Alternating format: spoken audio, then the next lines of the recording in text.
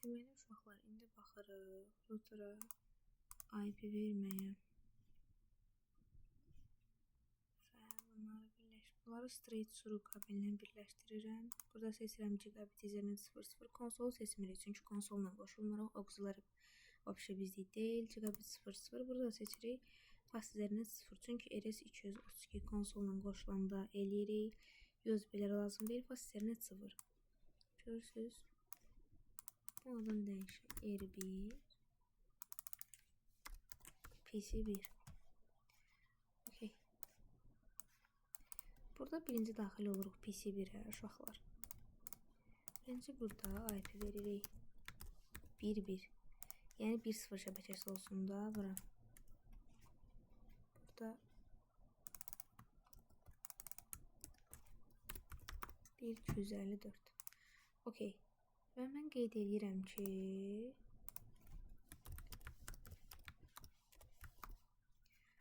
bu routerla PC-nin bir-birinə qoşulduğu şəbəkə, yəni PC-nin olduğu şəbəkə 192.168.1.0 şəbəkəsidir. Okay, 1.0 şəbəkəsidir və ona görə biz PC-yə burada IP vermişik 192.168.1.1. Bu subnet maskı, çünki /24'dür. Bu da default gateway.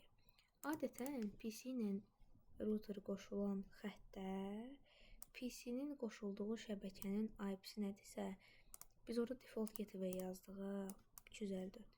Router'a default gateway veririk. Yəni adətən elə olur. İndi daxil oluruq router'a. Necə eləyəcəyik? Birinci eləyirik no, enable, configure terminal, hostname R1, yəni hostname R1 elədik. R1'i dəyişdik. Düşdük aşağı. İndi yazırıq interface gigabit Ethernet 00. Bu nə deməkdir? Router 1-də yazdıq ki, interface gigabit Ethernet 00. Yəni gigabit Ethernet 00 qolunun interfeysi. Gigabit Ethernet 00 qolunun interfeysi. Əgər bu qədər uzun yazmaq istəmirsinizsə, yazırsınız int g00. Yəni bir də interface gigabit 00 yazım. Int g00. Yazırsınız no shutdown. No shutdown-u siz nəyə görə yazırsınız? Görürsünüz burada qırmızıdır. Port sönülüdür, düzdür. No shutdown düşdük. Gördünüz yanında oldu yaşıl.